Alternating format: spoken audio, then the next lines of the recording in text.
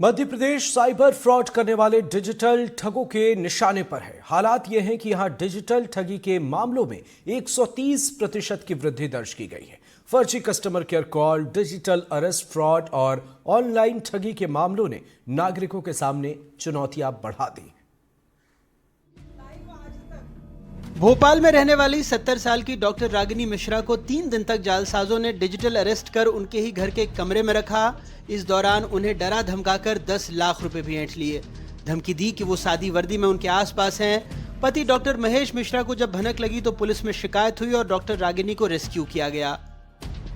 मैंने 28 को किए थे ट्रांसफ़र। कितने? और 10.5 लाख और 1111। लोकल सीबीआई, लोकल पुलिस का इसमें कहीं कोई रोल नहीं दिख रहा है मुझे। तो मुझे इन सब बातों से, जब मैंने कूल माइंड से रात में सब सोचा, देन आई प्लान्ड इट कि मैं डॉक्टर साहब को बोलती हूँ आप जाएं और एग्जैक्टली पता करें। डिजिटल अरेस्ट में रागिनी अकेली नहीं है। मध्य प्रदेश विधानसभा के शीतकालीन सत्र के दौरान कांग्रेस विधायक प्रताप ग्रेवाल के सवाल के जवाब में सरकार ने साइबर फ्रॉड के चौंकाने वाले आंकड़े पेश किए। बताया 2024 में डिजिटल अरेस्ट के 26 मामले सामने आए, जहां साइबर अपराधियों ने कानून प्रवर्तन एजेंसियों के नाम पर लोगों से 12 करोड़ 60 लाख रुपए की ठगी की।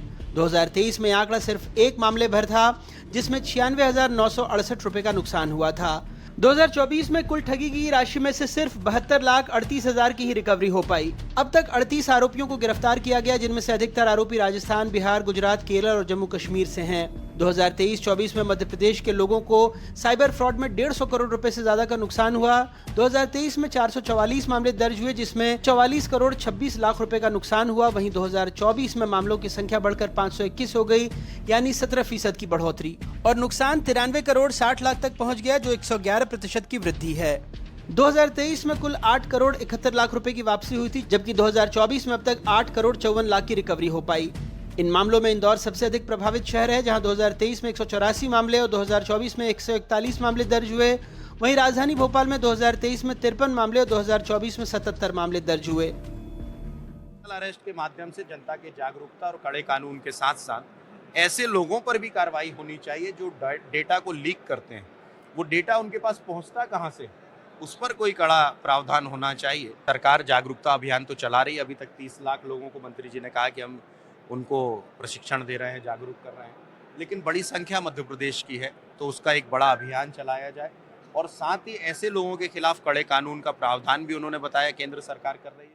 साइबर क्रिमिनल्स अब जो हम लोगों को देखने में आ रहा है, उसमें एक नया मोडस ऑपरेंडी देखने में आ रहा है, जिसमें वो आपको डिजिटल अरेस्ट करने की बात कहते हैं, और उसके बाद आपको वो पुलिसकर्मी बन के, कभी सीबीआई, कभी एनसीबी, कभी एनआईए के अधिकारी बन के आपको एक वीडियो कॉल पे लेंगे। 3 शब्द, डर, आलस और लालच।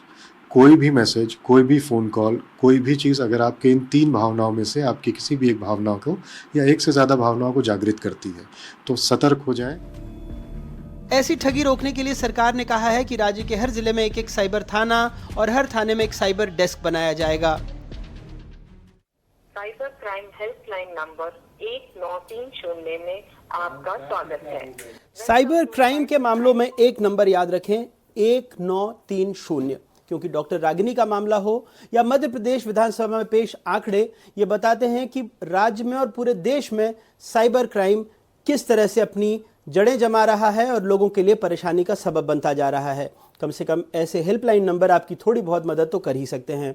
भोपाल से अपने कैमरा सहयोगी रिजवान खान, आकाश और अजय के साथ अनुराग द्वारी, NDTV।